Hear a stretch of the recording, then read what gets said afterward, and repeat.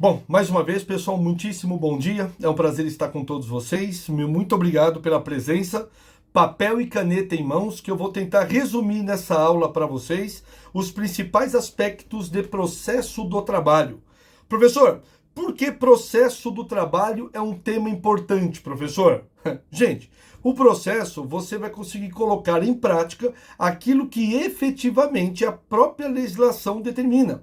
Não adianta você saber todo o direito material e não ter a consciência mínima do que seria o processo do trabalho. Então, para nós, pessoal, é de suma importância que você saiba. Então, alguns porquês por que saber desse assunto, pessoal? Por que saber desse assunto, tá? Primeiro ponto que eu devo chamar a atenção de todos vocês, pessoal. Ponto número 1. O ponto número 1 determina o quê? Você tem que saber isso para a prova da OAB. São 5 questões que caem de processo. Então, o grande cuidado que vocês têm que tomar é esta. O segundo ponto que vocês têm que tomar cuidado é a vida prática. Tá certo, gente? É a vida prática. Porque se você tiver o mínimo de conhecimento de processo, você se dá bem numa audiência, numa reunião ou em qualquer negociata com um determinado cliente. Então é importante para a OAB, é importante para a vida prática. Professor, eu não gosto de processo. Bom, normalmente nós gostamos, nós gostamos daquilo que a gente sabe. O que a gente não sabe, o próprio organismo faz o quê, pessoal? Foge, não é verdade? Quando você fala eu não sei, é porque você não estudou e não sabe. Por exemplo, eu não sei direito empresarial, pessoal. Não gosto. Então o que eu falo? Eu não gosto de direito empresarial. Logo eu não sei. Então agora, se eu estudar e for necessário, claro que eu vou ter que saber sobre esse determinado assunto. Mas uma dica inicial, gente, antes de falar de processo, para a prova da OAB, se vocês souberem, né, ou pelo menos lerem e terem um conhecimento dos artigos da lei, é o suficiente para a prova da OAB. E se vocês exercitarem a prática, vocês vão colocar isso numa audiência. Por exemplo, eu tenho muitos alunos, quando eu vou ao fórum, hoje mais raro eu ir ao fórum, tá, pessoal? Porque em virtude da pandemia, a gente faz muitas audiências virtuais. Não digo que eu faço audiência todo dia, mas toda semana eu garanto a vocês que eu sempre faço audiência. Então não encontro mais com alunos. Mas era muito legal quando a gente ia ao fórum e se deparava com alunos e o aluno falava, professor, eu estou com uma pauta aqui de 8 alunos, de 8 audiências, por exemplo. Porque ele pega uma audiência de cada escritório e só vai fazendo audiência. Cobra aí R$ 100 por audiência, R$ 800 por dia, tá bom? Gente, é pauleira? É, mas dá o retorno. E aí você vai solidificando como audiencista. É um bom negócio? É. Os escritórios precisam? Precisam, sim. Gente, todo escritório de médio e grande porte está precisando sim de advogados, advogadas que sejam audiencistas. E para se dar bem na audiência, professor, como é que eu tenho que lidar? Bom, além do processo, antes, gente, uma coisa que não se ensina em faculdade, com exceção aqui, que eu falo para vocês, você tem que saber sobre o ser humano. Não adianta você saber toda a CLT, todo o Código de Processo Civil e não saber lidar com o ser humano. Gente, então a primeira coisa, antes de lidar com o processo, é você saber lidar com a expressão corporal. Eu estou falando sério, pessoal. É a expressão corporal que te faz toda a diferença. Aquele livrinho bem básico que existe, sabe, pessoal? O corpo fala. Aquele é o primeiro passo para você entender os sinais que a pessoa lhe dá através de uma fisionomia, através de um gesto, através de uma expressão, através da forma como ele diz. Eu já vi muito advogado em audiência que realmente naquele ato tudo estava pendendo para ele e contra mim, que eu sou advogado da outra parte. Mas por ele falar demais ou falar assuntos que não precisavam mais, ele acabou perdendo, porque entrou em contradição. Gente, você tem que reparar, quando você estiver falando com alguém, criatura, você tem que reparar não só na audiência, mas no contato humano. Você tem que reparar com as pessoas e se atentar às pessoas que fazem o quê, meus caros amigos? Sabe, é a expressão dela. Se ela está sisuda, assim, a sobrancelha para baixo, sabe? Se ela está uma expressão mais aberta, se ela está com o braço cruzado, se ela está com o braço aberto. Então, se você está falando e vê que a pessoa está tudo bem, continua. Se a pessoa ficou sisuda, você pode fazer o favor de ficar quieto. Porque aquele ponto que você entrou, ela não está mais gostando. E aí você acaba perdendo, gente, toda a linha de raciocínio que você adquiriu. Então isso serve para relações pessoais e para relações profissionais. Então a primeira coisa que eu falo para você, aquele aluno que tira nota 10 na faculdade, muitas vezes é nota 0 no profissional. Por quê? Porque ele não sabe lidar com o ser humano. Então prestem atenção, gente, aos detalhes. Prestem atenção exatamente a essas circunstâncias que a audiência vem lhe falar. Então qual que é o seu foco numa audiência? Porque dentro do processo, o foco principal sempre será quem? O juiz. Gente, nunca se esqueçam disso. Enquanto você estiver falando, você obviamente tem que ter uma visão, no máximo, no mínimo 360 graus, né? Olhando tudo na audiência. Olhando para o advogado, olhando para a parte, olhando para o juiz. E aí você verificando que realmente uma das partes tomam algum ato, por exemplo, você fala um ato que é verdade, e a outra pessoa, ela baixa a cabeça, que é a outra parte, o que ela quis dizer? E detalhe, está dizendo a verdade. E ela está dizendo o contrário, mas ela baixou a cabeça. Inclusive, excelência, pode perguntar à parte o que eu acabei de falar, porque realmente isso que ela escreveu na petição não condiz. Por quê? Porque ela fez o gesto corporal, pessoal. Ou ela baixou a cabeça, ou ela baixou o olhar, algo nesse sentido. Então, gente, quando você está numa audiência, você é um ator ou é uma atriz. E você tem que colocar isso de forma muito bem clara a todos. Deu para entender, pessoal? Então, eu só quero deixar isso muito bem claro a vocês, que eu gostaria de ter um módulo com vocês aqui, só de expressão facial, corporal e, obviamente, o caráter humano. Tá certo, gente? O caráter humano nesse sentido. E só para fechar, quando você estiver conversando com alguém e esse alguém olhar para a esquerda, ela está buscando a informação. Aquele fato realmente aconteceu. Você acha que o juiz não estuda isso, gente, na escola de magistratura? Lógico que estuda. Então nós temos que saber sobre isso também. Então quando você está conversando com alguém e esse alguém olha para a esquerda, como eu estou fazendo agora, tá certo, gente? Estou fazendo agora, olhando para a esquerda, ela está buscando a informação, porque você vai no passado. Agora, quando a pessoa olha para a direita, ela está o quê? Olhando o futuro ou imaginando algo.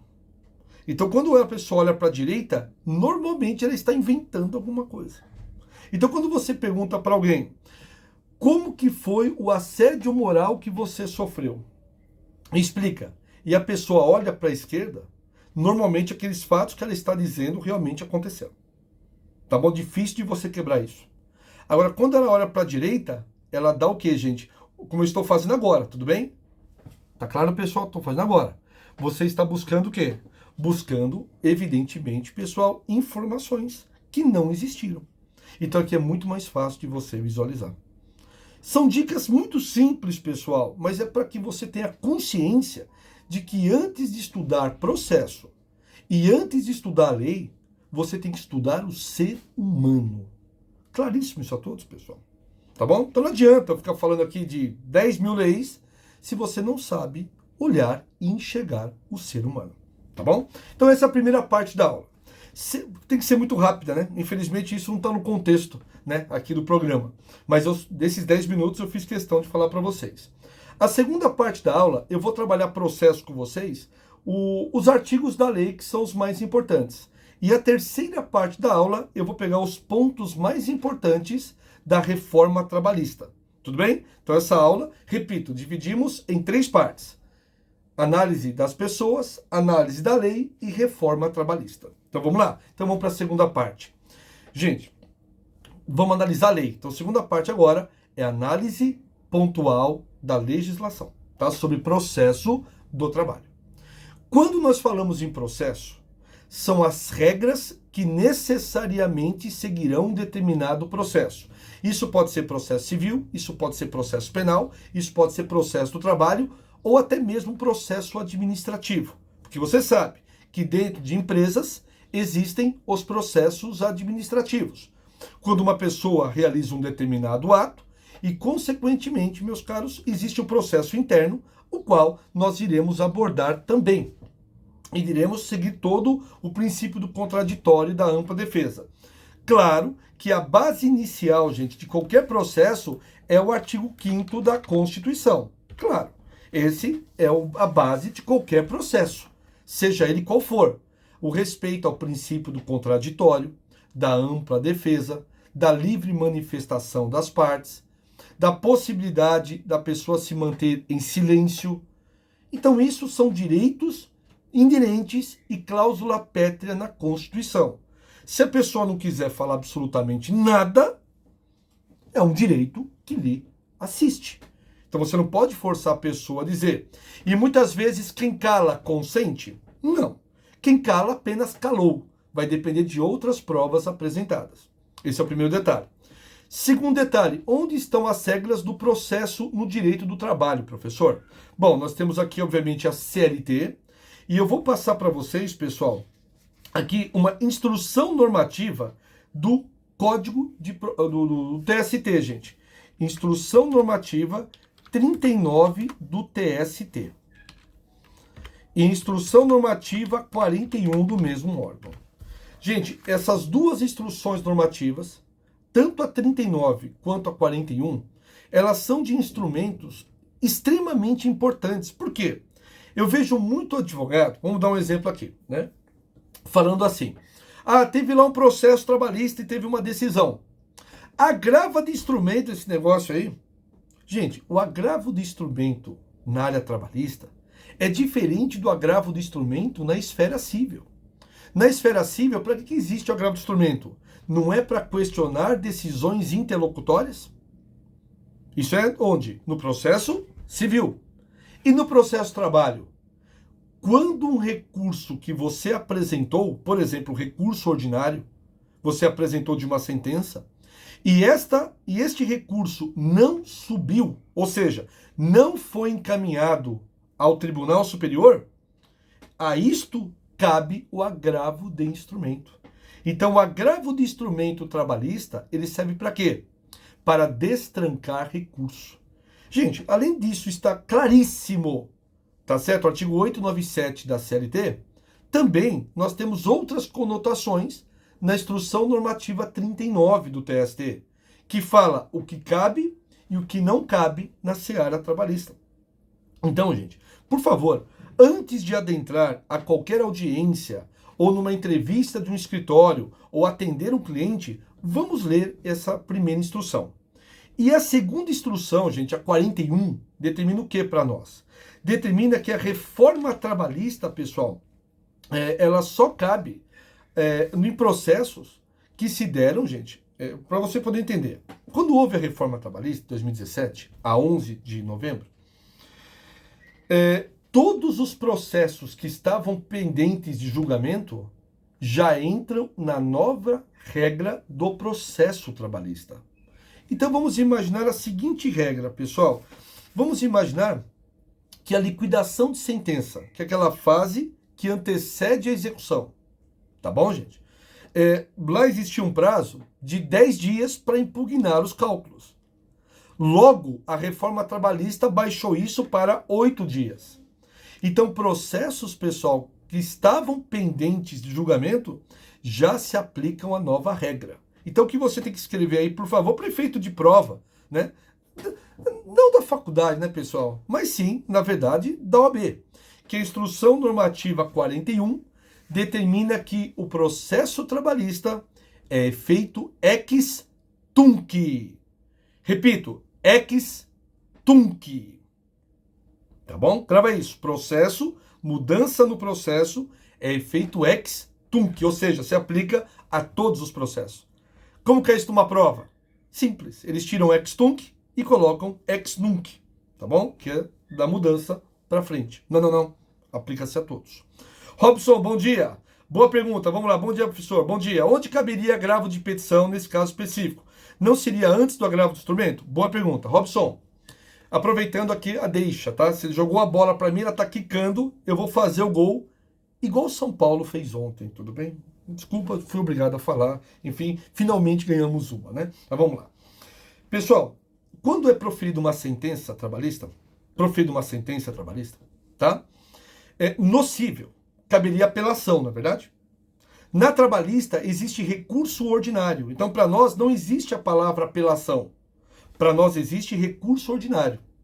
Então, vejam, da sentença cabe recurso ordinário. Se esse recurso ordinário não subir do 895, aí cabe o agravo de instrumento.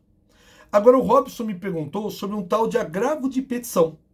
Agravo de petição também cabe de sentença trabalhista, mas sentença trabalhista da fase de execução. O recurso ordinário, ele cabe quando? Na fase de conhecimento, que visa conhecer de quem é o direito. E execução, cabe o quê, pessoal? Cabe agravo de petição. Se o agravo de petição, lá na execução, Robson, não subir, gente, também cabe agravo de instrumento. Tá bom? Então, cabe para os dois, sem problema nenhum. Pessoal, como todo mundo já chegou, deixa eu dar um recado. Por favor, gente, não abram salas, tá bom? O professor Gleibe, ele sempre abre sala antes de você aqui, tá? O tio Gleibe sempre abre a sala e é sempre o mesmo link. Então, por favor, quem chegar tipo 7 da manhã, não abre sala, porque aí outros colegas vão acabar entrando, aí ficam duas salas diferentes, tá bom? Eu vi que a galera ia abrir uma sala, aí, gente, aí fica totalmente perdido.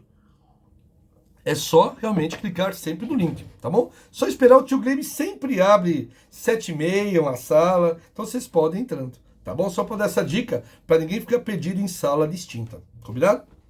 Beleza. Bom, vamos seguir, pessoal. Dentro de processo, vamos lá, marcaram, gente, que é efeito ex-tunc, tudo bem? Legal? Agora vamos falar o seguinte, atos processuais. Por favor, gente, marca isso. Atos processuais, gente, eles sempre deverão ocorrer, anotem aí, em dias úteis, das 6 da manhã às 20 horas. Repetindo, os atos processuais, eles deverão ocorrer sempre em dias úteis, das 6 da manhã às 20 horas.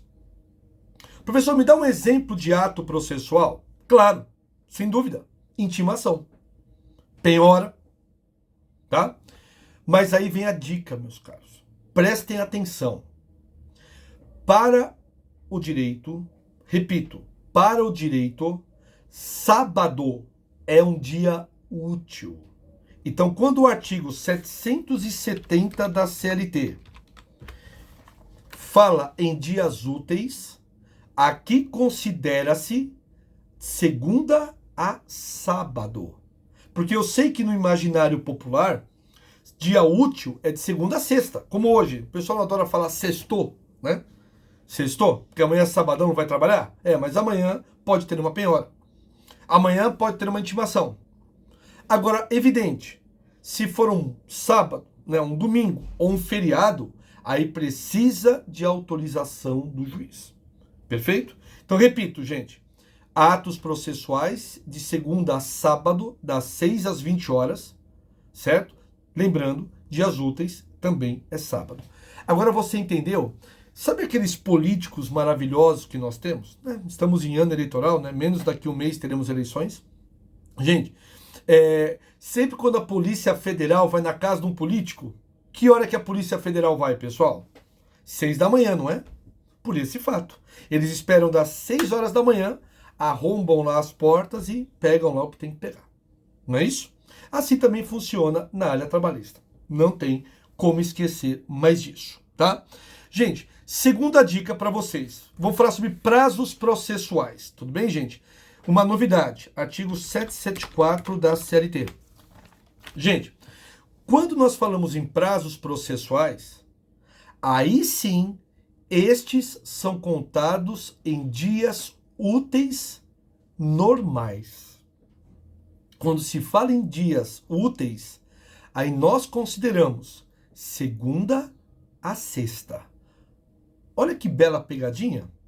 Para atos processuais, considera-se de segunda a sábado. Para contagem de prazos processuais, segunda a sexta. Então imaginemos que você foi intimado numa quinta-feira. O prazo começa a ser contado no primeiro dia útil posterior, perfeito? súmula 1 do TST. Ou seja, na sexta. Aí você conta sexta, conta sábado, domingo? Não. Pula sexta, segunda, terça, quarta, quinta, sexta. Pula sábado, domingo. Então olha que dica legal, pessoal. Para atos processuais, dias úteis é segunda a sábado. Exemplo, penhora. Prazos processuais, segunda a sexta. Isso veio com a reforma, tá, pessoal?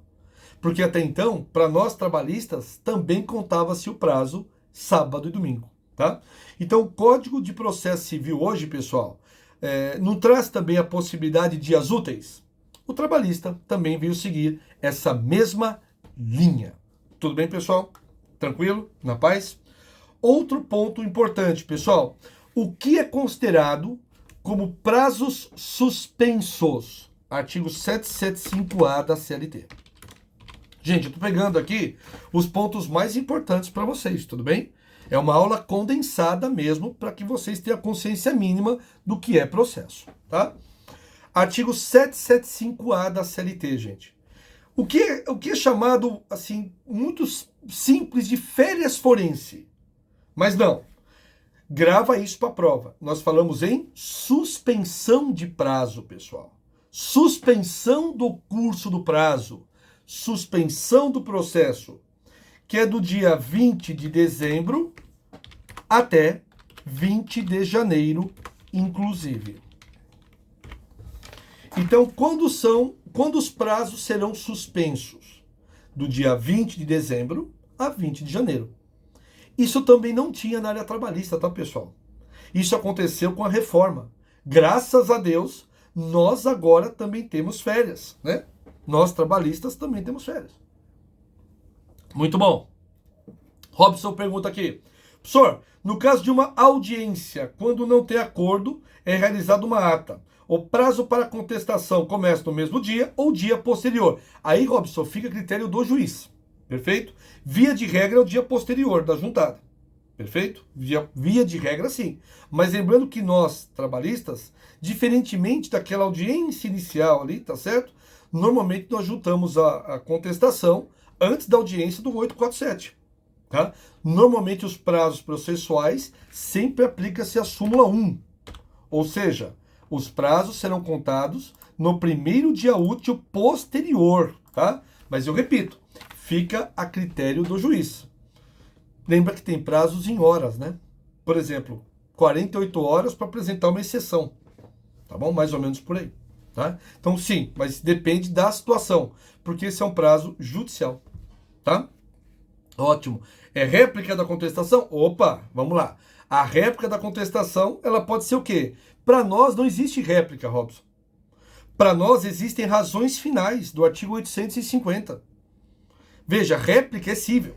É que é claro que na praxe o pessoal põe réplica, põe tréplica, tal, mas para nós existem razões finais, em que inclusive elas são verbais.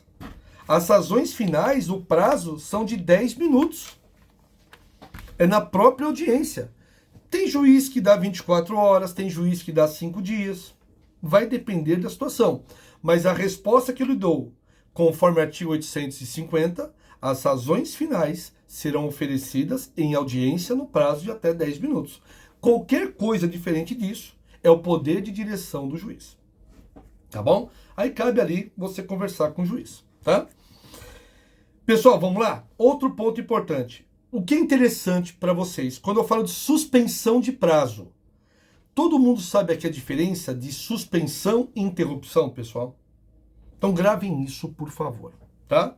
Não esquece. Gente, isso aqui é uma pergunta clássica de prova. Gente, só erra quem quer essa questão. Porque essa questão cai direto para vocês. Direto. Qual a diferença de suspensão e interrupção, tá? Gente, eu acho que tem gente perdida lá na outra sala, pessoal, que iniciou uma outra reunião, tá certo? Uma outra sala. Então, quem puder dar um toque aí na galera, gente, não adianta abrir sala que eu não consigo estar, tá? Deixa eu ver o que o Ricardo pergunta aqui.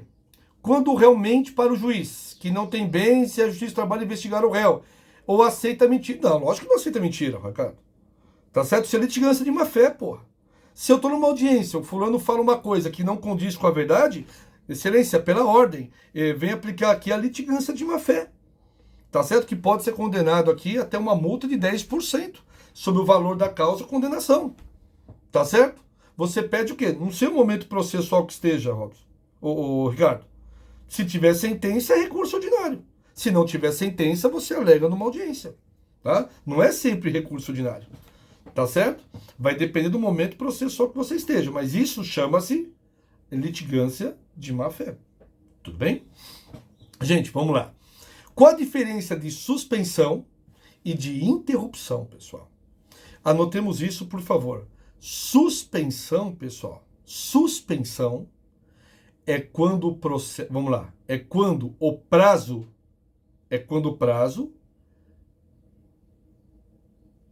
será contado posteriormente, anotemos isso. Suspensão é quando o prazo será contado posteriormente,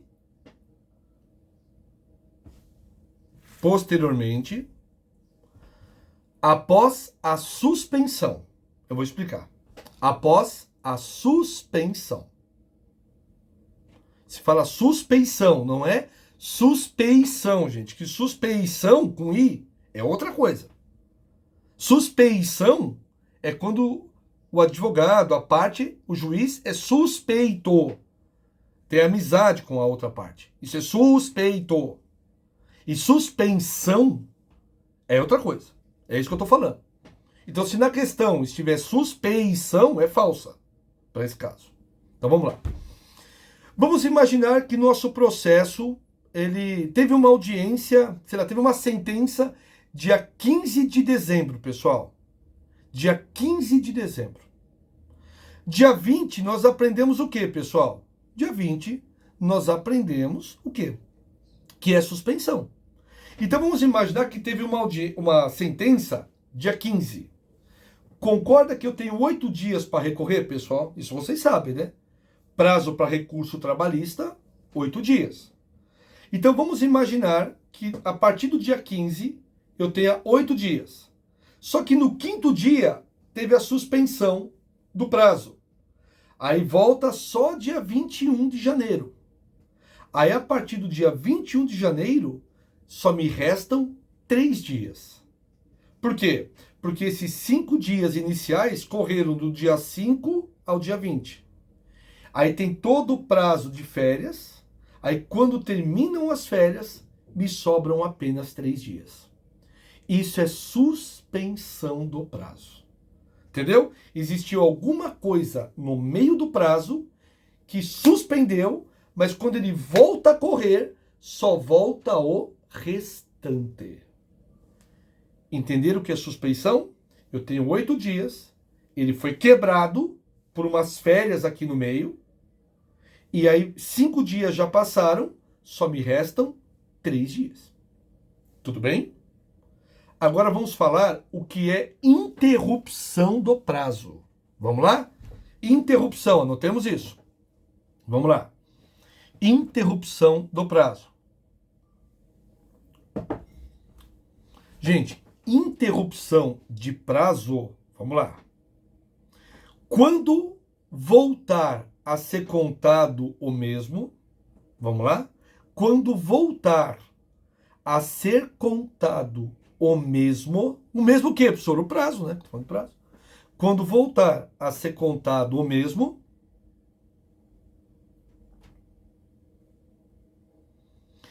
este será do início. Este será do início. Este será do início. Vamos entender isso. Vamos lá. Todo mundo sabe aqui o que são embargos de declaração, não é isso, gente? ED 897A da CLT. Gente, mesmo conceito do processo civil, do processo penal, serve para esclarecer uma decisão que está omissa, que está ociosa, tá certo? Então gravem isso, pessoal. Vocês lembram o prazo dos embargos, né, gente? Esse é fácil. 5 dias. É padrão para todos, tá? Então vamos imaginar a seguinte história. Vem cá, presta atenção. Teve uma sentença E dessa sentença nós já aprendemos que cabe recurso ordinário, não é isso? Que é a nossa apelação, mas chama-se recurso ordinário. Só que eu tenho 8 dias para isso. Só que no 5º dia, o que eu faço? Eu oponho um embargo de declaração para poder esclarecer essa sentença. Quando eu oponho o embargo de declaração, o prazo ele vai ficar interrompido. E aí vai acontecer o que com esse processo? Vai ter uma nova sentença, perfeito, pessoal? Uma sentença que vai esclarecer aquela primeira. Quando tiver essa segunda sentença, aí teve lá, esclareço as horas extras, talalala, teve a segunda sentença, aqui vai começar uma nova contagem para recurso, ou seja, 8 dias. Então, quando o prazo é interrompido, olha que interessante isso. Quando ele voltar a ser contado novamente, será dado novamente do início. Ou seja, vocês terão novamente 8 dias de prazo para poder recorrer. Gente, então para fechar essa historinha de suspensão e interrupção. Suspensão, quando o prazo voltar a correr, vem só o resto, só aquilo que estava faltando. Interrompido, exemplo, embargos de declaração. Quando volta a correr, o prazo começa novamente do início. Por isso que interrupção, é fácil você lembrar disso, né? Eu gosto dessas dicas, né, pessoal? Deixa eu passar para você mais uma aqui. Vem cá. Mais uma aqui para você. Quando eu falo interrupção, aqui é só você lembrar da palavra início, tá vendo? Ó? Interrupção, vem a palavra início. Aí não esquece mais. Tudo bem? É isso aí. Gente, entenderam a dica? Posso seguir? Quem não entendeu, eu repito, fique tranquilo. Só me dá o ok aqui se vocês captaram a mensagem. Dá uma luz aí. Orides, tudo bem? Obrigado. Legal, tudo certo. Vocês que mandam aí, pessoal. Heleno, grande jogador do Botafogo dos anos 50, 40 e 50, tá certo? Antônia, Gisiel, Marcelo, Sandra. Obrigado, pessoal. Obrigado, Marcelo. Legal, pessoal. É isso aí. Vamos seguir o barco, pessoal? Outro ponto importante para todos vocês aqui, meus caros amigos, tá? Opa, tranquilo aí, Davi? Davi é nome de caboclo bom da Bíblia, hein, rapaz? Tá certo? Bom, gente, um outro artigo para vocês aqui, importantíssimo, é o 789 da CLT. Vamos falar de custas processuais. Vamos falar de custas processuais. Gente, quando nós falamos de custas processuais, não confunda com depósito recursal. Custas é uma coisa, depósito recursal é outra. Perfeito? Primeiro ponto que vocês têm que anotar, pessoal. Vamos lá? Custas processuais. Anotemos. Tem natureza tributária. As custas têm natureza tributária, pessoal. Além de todos os impostos que nós pagamos também as custas para poder utilizar do Poder Judiciário, meus caros. Então as custas vão para os cofres públicos. Perfeito? Professor, e quanto que nós pagamos de custas? Não é? Então, gente, vem uma dica aqui para todos vocês. As custas, como via de regra, elas serão pagas no valor de 2% sobre a sentença. Qual que é o valor que se pagam de custas? Aqui, via de regra, ou para o empregado ou para a empresa. Vai recorrer? Vai ter que depositar 2%. Exemplo, a empresa foi condenada a pagar 100 mil reais. Vai ter que pagar 2 mil reais de custas. Tudo bem? Só que existe um valor mínimo e um valor máximo de pagamento de custas. Qual que é o valor mínimo de custas, pessoal? Gravem esse número, por gentileza. É de R$10,64. R$10,64. Então vamos imaginar que seja uma ação puramente declaratória. Uma ação que não tem valor, é apenas para afastar o empregado dos locais daquela empresa. Gente, não existe aquela separação de corpos no direito de família? No trabalhista tem uma coisa parecida. Separação de corpos empregado-empresa. Sabe aquele empregado que é mandado embora e ele não consegue desmamar, como diziam os antigos? Ou não consegue cortar o cordão umbilical da empresa? E fica causando na empresa, pessoal? A empresa entra com uma ação para ele não se aproximar das dependências da mesma. Tem louco para tudo, pessoal. Tem louco para tudo. E se ele se aproximar, é multa. Perfeito? Aí o juiz vai estipular a multa a depender do tamanho da empresa, do salário do empregado. Aí são uma série de variáveis. Mas, a priori, o valor mínimo de pagamento de custas, 10.064. E a reforma trabalhista trouxe o quê, pessoal? Um valor máximo de pagamento de custas. Gente, máximo até 4 vezes o valor do teto da Previdência Social. Repito, o valor máximo de até 4 vezes o valor do teto da Previdência Social. Vamos entender como é que funciona isso? Posso arredondar, pessoal? Quanto que é o teto hoje da Previdência Social, do regime geral da Previdência? Vou arredondar, tudo bem, pessoal? R$6.000. Então, normalmente o benefício a pessoa vai receber até 6.000. Perfeito. 6.000 vezes 4 dá R$24.000. Tá? Então, se for uma causa, uma ação, que as custas seria maior do que 24.000, não poderá mais ser. Será hoje o pagamento ele está limitado em até R$24.000. Estou arredondando, eu sei que vai dar um pouquinho mais, mas só para facilitar aqui a minha vida. Tudo bem, pessoal? Então gravem isso. Custas, 2%. Mínimo, 10.064. Máximo, 4 vezes o teto da Previdência. Tá? Ainda falando sobre custas, presta atenção numa pegadinha, que é o 789A da CLT. São as custas na execução. Presta atenção numa coisinha que eu vou te falar. Quando nós falamos em custas na execução, pessoal, nós estamos falando, presta atenção nisso, em pagamento do agravo de petição, Robson, que você me perguntou aí. Ou seja, são custas que serão pagas numa outra fase, que é a fase já de penhora dos bens, ou tentativa de, tá? Lembrando que na execução, as custas sempre serão pagas ao final. Na execução, as custas sempre serão pagas ao final. Tudo bem? Tá? Enquanto na fase de conhecimento, as custas deverão ser pagas no prazo do recurso, na execução, as custas serão pagas ao final. Final do quê, professor? Depois do trânsito em julgado. Então, ou seja, após o trânsito em julgado. Trânsito em julgado, todo mundo sabe o que é isso, né, gente? É quando não cabe mais recurso. Tá? Passou em albis, né? Passou em branco. Não há mais pagamento de recurso. Tá bom, pessoal? Tranquilo? Bora.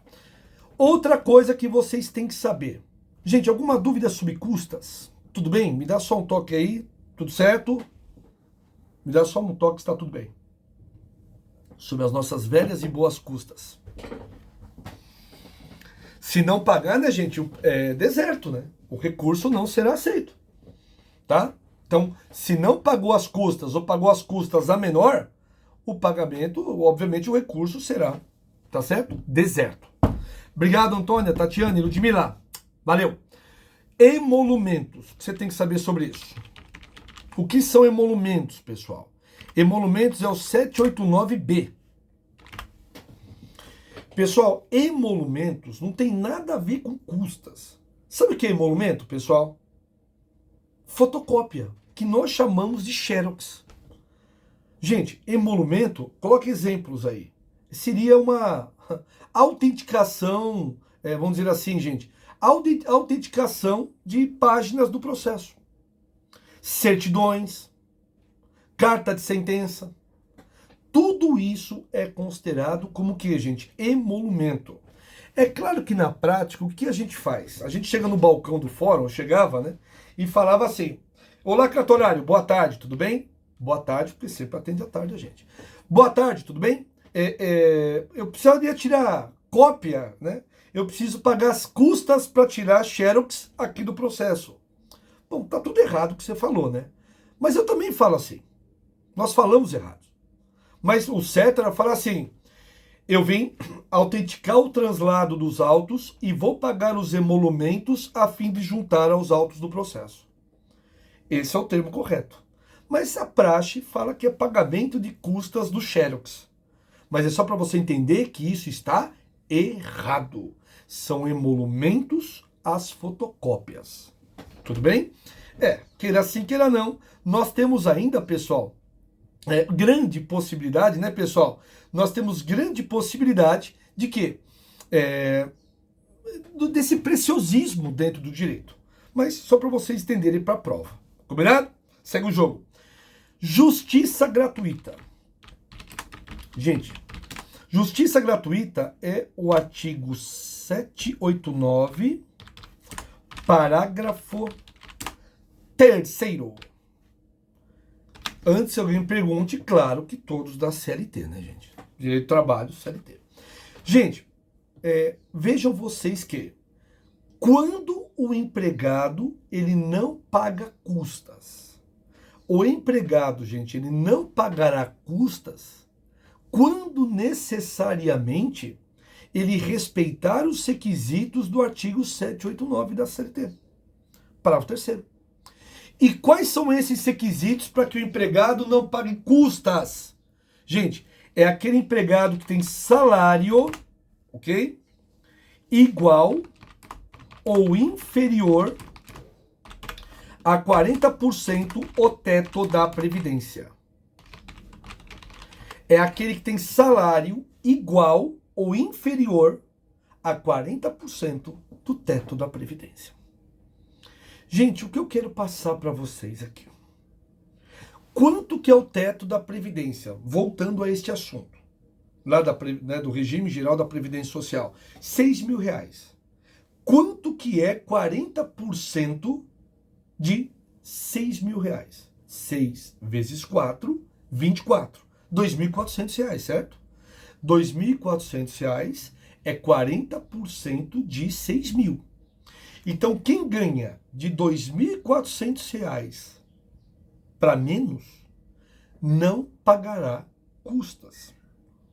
Perfeito, pessoal? Mas o que eu quero que você saque aqui? A lei, ela usou o termo salário. Ela não usou o termo remuneração. Lembra da aula passada que nós falamos sobre isso? Remuneração e salário?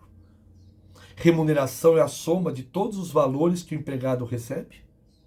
Então, queridos, se na questão estiver assim para vocês, são aquelas questões que vocês adoram? 1, 2, 3, 4, A, B, C, D, somente 2 são verdadeiras, somente uma é verdadeira? Imagine que caia a seguinte questão para você. O empregado terá a justiça gratuita, ou gratuita para alguns, tá? Depende do sotaque, não importa, os dois termos estão corretos. Mas, gente, o empregado receberá 40%, será isento do pagamento das custas quando receber o valor inferior a 40% do teto da Previdência referente à sua remuneração. Isso é falso. Porque a lei não fala remuneração, gente. A lei fala em salário. Então, quando fala em justiça gratuita, pessoal, nós falamos em salário e não em remuneração. Tudo bem? Tá? E outra pegadinha no ar. Eu usei o termo que a lei determina aqui, que o empregado será isento do pagamento. Que o empregado será isento do pagamento. Eu, se fosse você, eu grifaria a palavra isento. Porque na prática, sabe o que eles vão fazer com você? Na prática, eles vão colocar que trata-se de uma imunidade. E aí todo mundo sabe a diferença de isenção e imunidade? Gente, imunidade está na Constituição. E quando é norma infraconstitucional, aí estuda-se o nome de isenção. Como essa regra, eu estou falando, está na CLT, a CLT, se eu não me engano, é uma norma infraconstitucional, perfeito? Na pirâmide de Hans-Kelsen, ela está abaixo da Constituição, óbvio. Logo, é uma isenção e não uma imunidade. Então, se você falar que o empregado ele tem imunidade de custas, isso é falso. Ele tem isenção. Tudo bem, pessoal? Antônia, na aula passada, nós falamos a diferença de remuneração e salário, tá? Então, se você não viu, eu peço que você veja a aula anterior, mas eu dou uma prévia aqui. Quando eu falo em remuneração, 457 da CLT, é a soma de todos os valores que o empregado recebe. E um desses valores é o salário. Então, a remuneração é a soma de tudo que o peão recebe. Salário, gorjetas, adicionais. Então, quando a lei usa o termo salário, é só esse pontinho aqui. Se ele quisesse abranger a tudo, ele usaria o termo remuneração. Então, o empregado ele só é isento de custas se ele ganhar igual ou menos de 40% do teto da Previdência de salário e não de remuneração. Tá bom? Espero que tenha sacado aí. Qualquer dúvida, dá um grito aí. Tá bom? Tamo junto. Bom, vamos para mais um artigo. Artigo 790B da CLT. Gente, não é o máximo essa matéria, cara. Eu adoro isso aqui, gente. Eu poderia falar até meia-noite com vocês, cara. Adoro isso aqui. Muito legal ensinar vocês. Gente, essa aula você tem que assisti-la, tipo, meia hora antes de fazer a prova da OAB, entendeu? Você vai fazer a prova da OAB? Põe no celular lá meia hora antes, fica ouvindo, lá na fila. Que não existe fila, né, gente, pra entrar na prova da OAB, né? Não sei porque o povo faz fila no portão, meu Deus. Deixa abrir a jossa do portão que você entra. É que brasileiro adora fila. Olha que abriu o portão lá 1h da tarde, você pica a mula pra dentro. Não precisa ficar em fila naquele sol desgraçado, tá certo? Mas vamos lá. Seguindo aqui, pessoal. O Marcelo. Professor, se eu pagar as custas do processo, ele não fica às vistas para o público? Não tem nada a ver uma coisa com a outra, Marcelo. Se você pagar as custas, ele vai ficar... Todo o processo é público. Tá? Via de regra, tua pergunta é boa. Todo o processo é público. Eu posso ver o teu processo se você estiver na justiça. Você pode ver o meu. Não tem problema. Pesquisa lá pelo meu CPF, pelo meu nome, pela empresa, você vai achar. Normal. Agora, é claro que existem as hipóteses do artigo 189 do Código de Processo Civil, que é o segredo de justiça. Aí, meu caro, você pode alegar, ou eu posso alegar, ou qualquer um pode alegar, que é segredo de justiça, porque trata da intimidade da pessoa. E se trata da intimidade da pessoa, isso não pode ser público. Exemplo, fotos íntimas, conversas íntimas, uma doença muito grave. Então você já entra com o processo já pedindo o quê? O segredo de justiça. Mas isso tem que ser pleiteado pela parte. E aí não tem correlação nenhuma com custas. Tudo bem? Nenhuma com custas. Tá bom? Gente, o que fala o artigo 790B de bola? Fala sobre o pagamento dos honorários periciais. Fala do perito. E vocês sabem que eu sou perito, né, pessoal? Eu sou perito grafotécnico. Vou até dar o nosso site aqui para vocês. jusexpert.com. Acessem lá que tem muita coisa legal que eu falo sobre perícia grafotécnica. Tá bom? Muita coisa. Para identificar se uma assinatura é verdadeira ou falsa, aquela coisa toda. Acessem lá que vocês vão gostar bastante, pessoal. O que eu quero chamar a atenção de vocês aqui, meus caros amigos, é o seguinte. O pagamento dos honorários. Como que ele será feito, meus caros amigos? Então, o que vocês devem anotar? Vem comigo, vamos lá. que o juiz não poderá exigir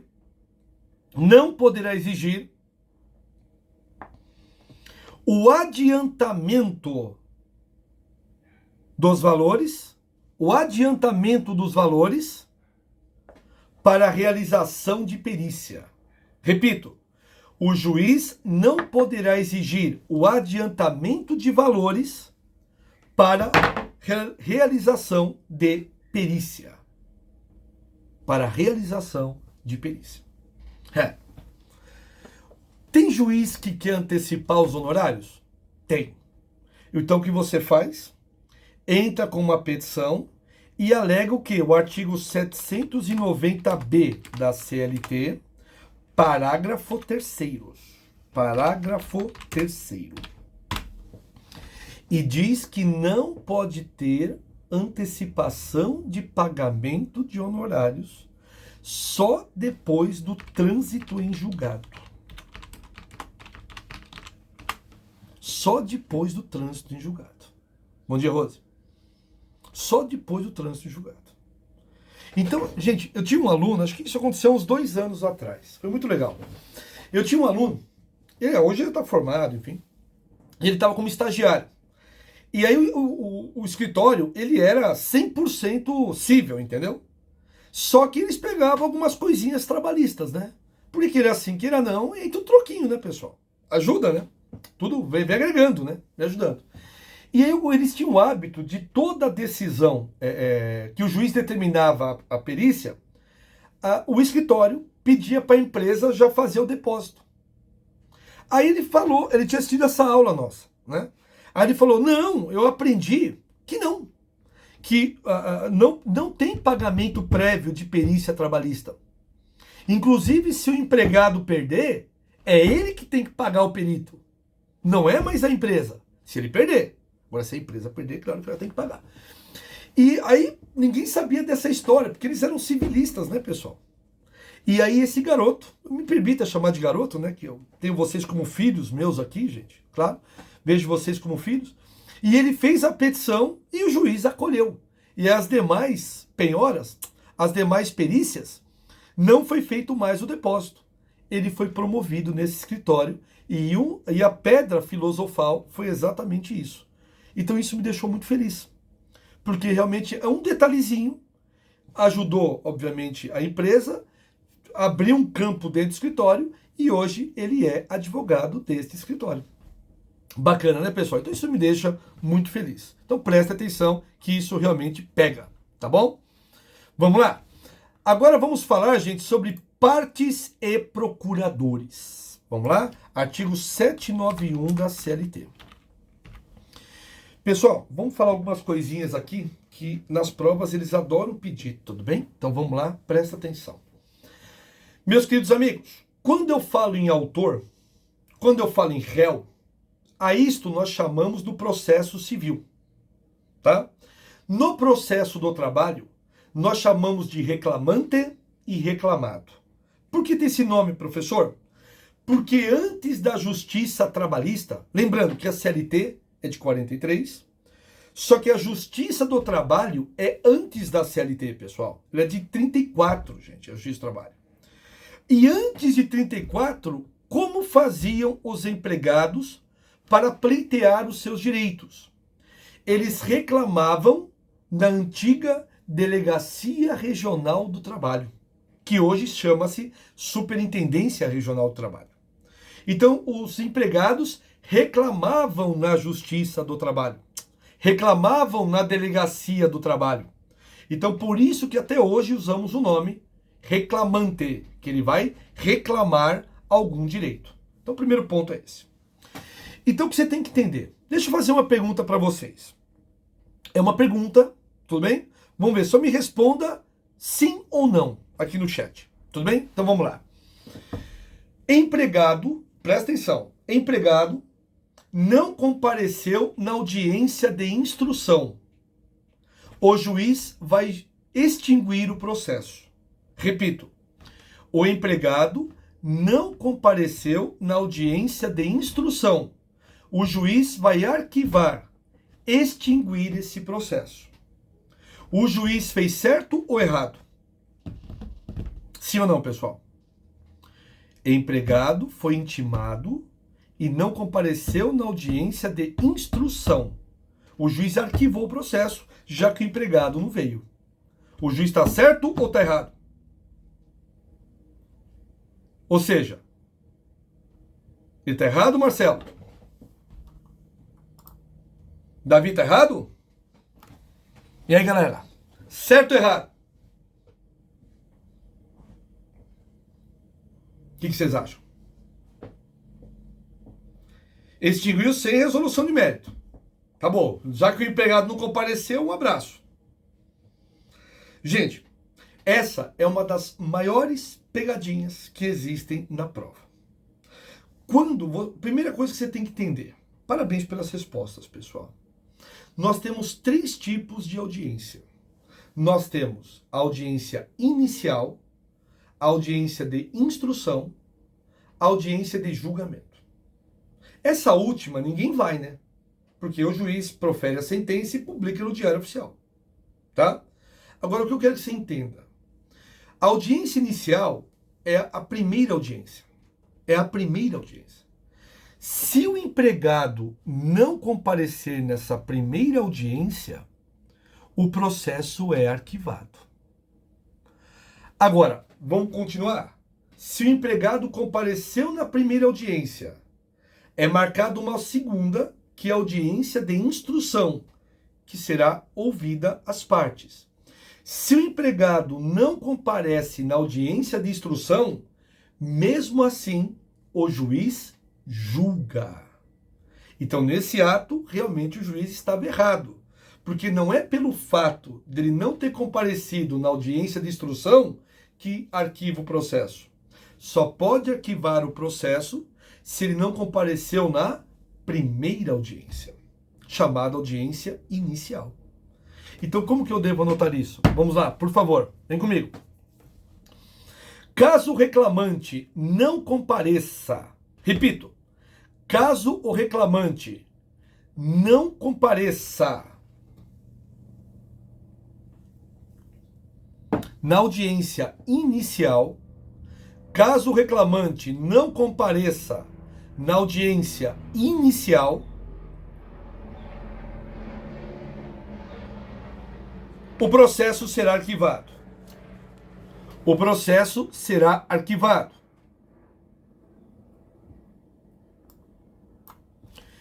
Caso o empregado não compareça na audiência inicial, é a primeira, né, gente?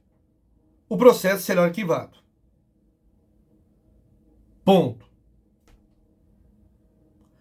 Caso não compareça na segunda audiência, caso não compareça na segunda audiência, que é a instrução,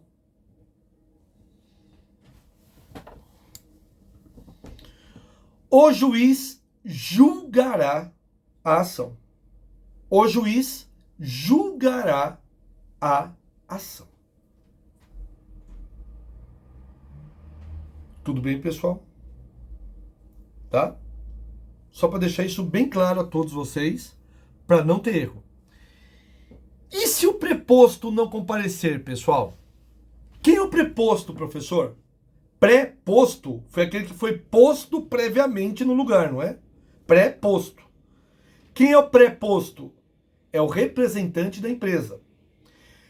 Gente, você já ouviu aquela história, não é? Se o representante da empresa não compareceu na audiência, estaremos diante da revelia, não é isso? Mas aí vem a dica. Anotemos isso, por favor. Vamos lá? Se o preposto não comparecer na primeira audiência, se o preposto não comparecer na primeira audiência, que é o representante da empresa, estaremos diante da revelia. Estaremos diante da revelia. Professor, o que é revelia? Revelia vem do latim rebeldia, revelos. Vem lá de rebeldia. Eu não vou na audiência. Ah, é? Tá bom. Tá certo? Você não vai para audiência? Ô, meu filho, sorte sua. Tá certo que você vai ser condenado. Então, gente, quando nós falamos, meus caros amigos, em revelia, a isto só se aplica a quem está reclamando. Normalmente, a quem está sendo reclamado, melhor dizendo, é a empresa. Via de regra, pessoal, não existe revelia, presta atenção, via de regra, não existe revelia para o autor. É só para o réu. Tudo bem? Gravaram isso? Então põe uma coisinha na tua cabeça e vamos fazer aqui uma quebra de paradigma. É claro que a empresa, ela pode mover uma ação contra o empregado. Vou dar um exemplo. Determinado empregado fala mal da empresa em rede social. O que a empresa faz? Dá um print da tela, leva no cartório, faz uma ata notarial para certificar aquilo, entra com uma ação de dano extrapatrimonial contra o empregado. Nesta hipótese, o empregado agora é o quê? É réu. Se ele não comparecer na audiência, aí eu te garanto, é revelia para o empregado. É que a gente sempre acha que o empregado sempre vai ser o autor, né? Sempre vai ser o autor. Não. A empresa também pode mover ação contra o empregado, sem problema nenhum. Mas o que eu quis dizer aqui, que só existe revelia para o réu. Tá bom, gente? Ó, revelia, réu, re. Desculpa ser chato, tá? Eu sou chato mesmo, né? Virginiano normalmente é chato, pessoal. É perfeccionista. Então, perdão pela minha chatice. Tá bom? Professor, e o advogado onde entra nessa história? Ah, agora nós temos o artigo 791 da CLT, que eu estou deixando aqui no chat para vocês. Olha aí! Agora nós temos honorários de sucumbência. Que diabo é isso, né? É por esse motivo que muita gente não está movendo ação, pessoal.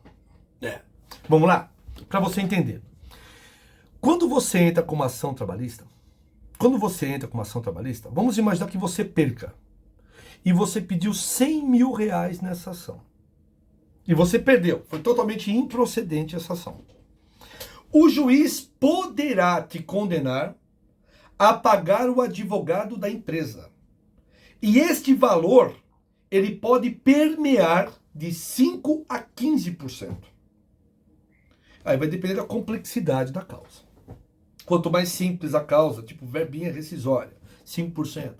Se for uma causa que exige muito mais do empregado, do empregador, tá certo, gente? Aí pode abranger 15%, uma questão constitucional, tal, enfim, mais pesada, tal. Então o que você tem que entender, gente, tá? Obrigado, Davi. Obrigado. Espero encontrar vocês na OAB e também nas audiências, viu, Davi? Obrigado, irmão. Obrigado, querido. Gente, o que você tem que anotar? Vamos lá? Advogado tem honorários de sucumbência, que é de 5% a 15%. Que é de 5% a 15%. Eu não sei que raio, mas que nhaca que vocês me fazem. Na prova da OAB, quando cai essa questão, vocês me colocam 20%. Porra, isso é cível, cara. Quando você for fazer da questão 70 para frente, meu filho, isso é direito do trabalho. Tira do seu corpo, exorciza do teu corpo o aspecto cível. E encarna, meu filho, tá certo? O aspecto trabalhista. Então, quando fala em honorário para nós, é de 5 a 15%. Não tem nada de 20%. Fui claro a todos, pessoal? Tá bom? Não vai cometer essa gafe, não, hein? Não vai me dar essa brecha comigo, não, hein? Não vai me errar. Vamos lá. Mais um tema. Vem comigo, pessoal. Rose, professor, essa aula foi gravada? Fica. Porque trabalho mais, mesmo tiro um tempo para assistir no seu horário, por isso às vezes entro atrasada. Primeiro... Rose, repito, querida, eu não faço chamada. Minha chamada sempre é coletiva. Fica quem quer. Beleza? Eu tô lidando com adulto e quem quer crescer. Tá bom? Então, chamada é coletiva sempre, tá bom? E a aula sempre fica gravada, fique tranquilo, tá bom? Na paz. Gente, somos adultos, pô.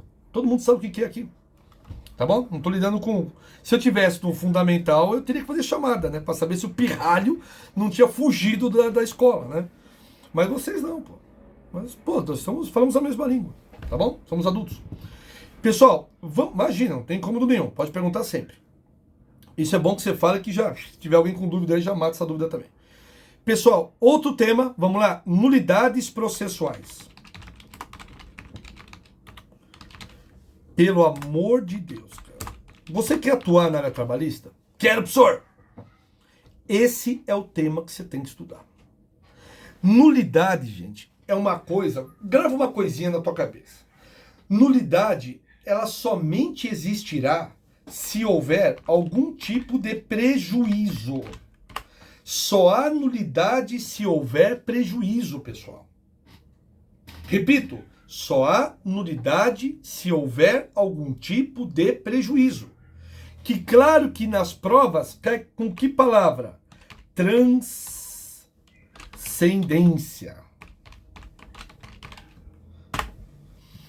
Isso, para nós transcendência é sinônimo de prejuízo.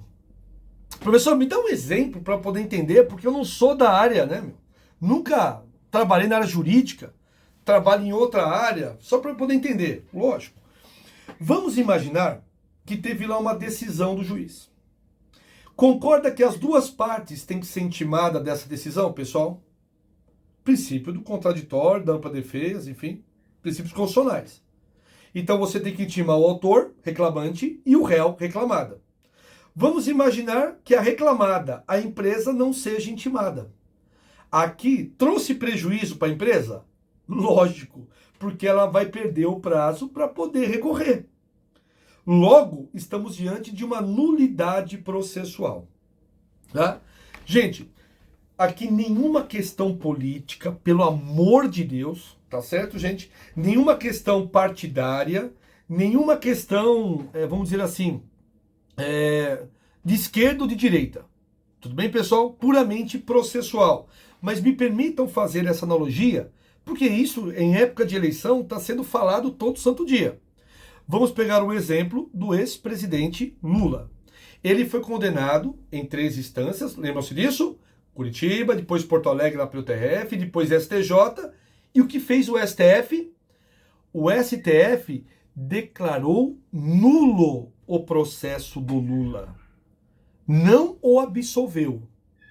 Tá bom, gente? Só para deixar... Repito, nada partidário. Tudo bem, gente?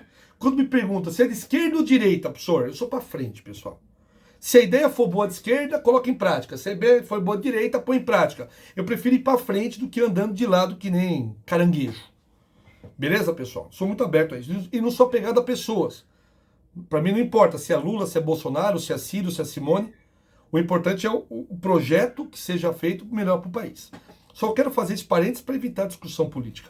Tudo bem? Que eu não tenho saco para isso. Então, gente, quero passar para vocês. O caso do Lula, houve uma nulidade processual. Se procede ou não, são outros 500. Mas a decisão foi essa. O juiz Sérgio Moro não poderia julgar as causas porque foi caracterizado como parcial.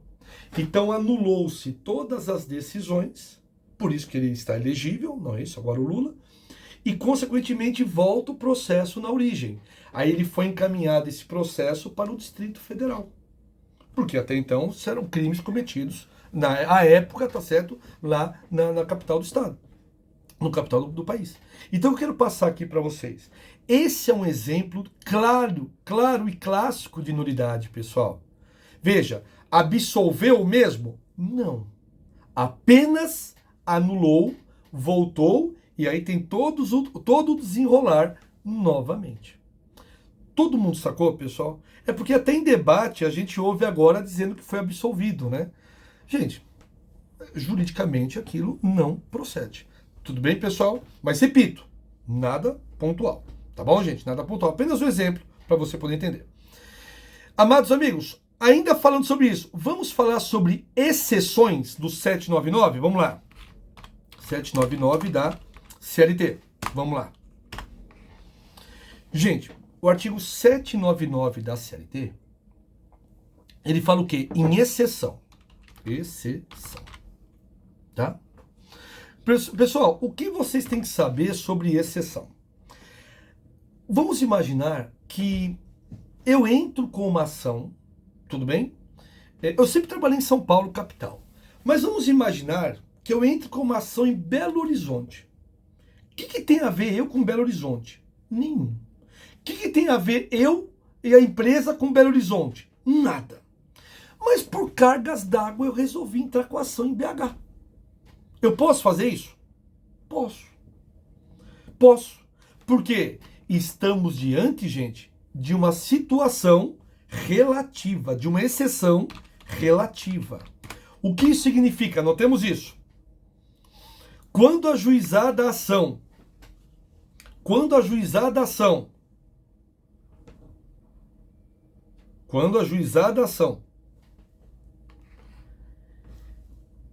em que houve o erro territorial,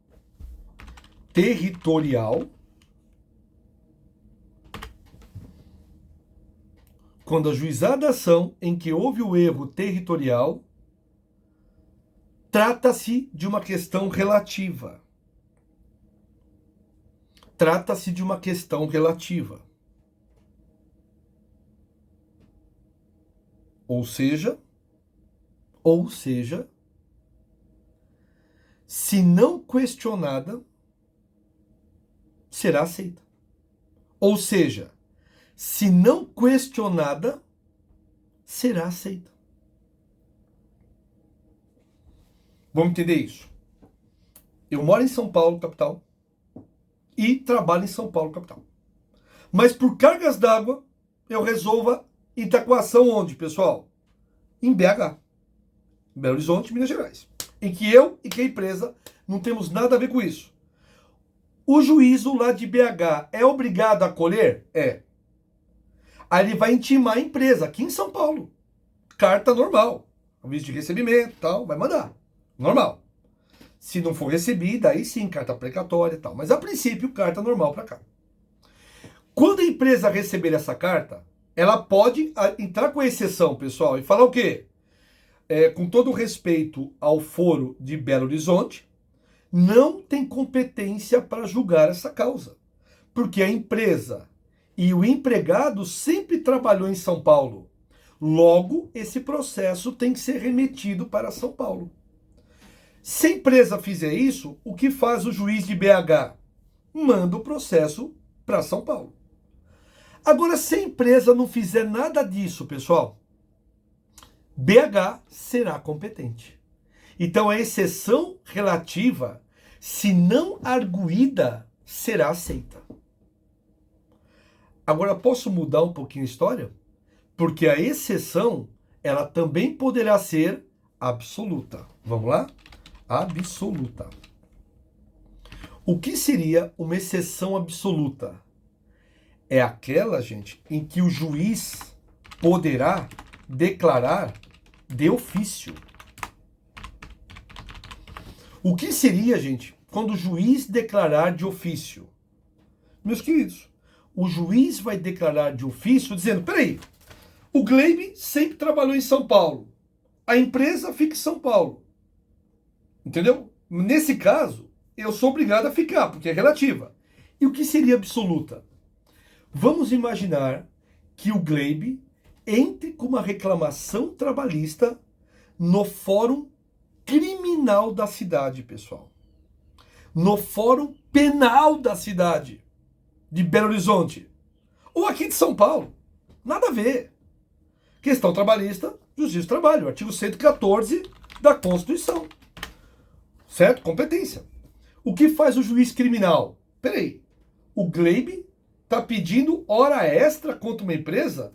Tem algum crime aqui? Não. Então não há o que se falar. Vá para a Justiça do Trabalho. Então o juiz poderá declarar de ofício, mesmo que a empresa não declare. E aviso ainda, pessoal, para você anotar aí, que na exceção absoluta, esta pode ser declarada a qualquer tempo. A exceção absoluta, ela pode ser declarada a qualquer tempo. Vocês entenderam? Me perdoem, gente, mas me permita voltar ao caso do Lula. Vocês entenderam porque depois de 3 instâncias que houve a condenação... Vitória, eu não consigo ouvir, filha, pode escrever no chat. Gente, você entendeu que depois de 3 condenações do Lula, o STF declarou nulo o processo? Por que isso? Pelo simples fato de que uma exceção absoluta, ela pode ser declarada a qualquer tempo, em qualquer momento. Eu acho que aqui fechamos com chave de ouro, né, pessoal? Para que você possa entender. Bom, meus queridos, conforme combinado, belezinha? Bom, próxima aula, dia 16, tá certo? A gente falta aqui 2 minutos para encerrar. Nós vamos trabalhar ainda processo, meus queridos amigos. E eu quero falar com vocês audiência, tá, gente? Vamos lá, Vitória. O próprio juiz pode remeter direto para São Paulo antes de mesmo de intimar? Se for absoluta, sim. Se for absoluta, sim. Tá? Relativa, não. Relativa, ele tem que esperar a manifestação da parte. Tá? Gente, eu quero trabalhar com vocês audiência para frente na próxima aula. Tudo bem, pessoal? Queridos, obrigado. Espero que todos se cuidem, tá certo, meus caros amigos? Se cuidem. Bom final de semana, bons estudos. Obrigado, Luciano. Tamo junto sempre. Tô vendo ali a sua camisa, ou a toalha atrás, né? Alguma coisa ali. Tá legal, acho que é do Corinthians, né? Ô, amigo corintiano. Legal, legal. Boa, boa, boa. É isso aí. Pessoal, um abração a todos. Fiquem com Deus e um ótimo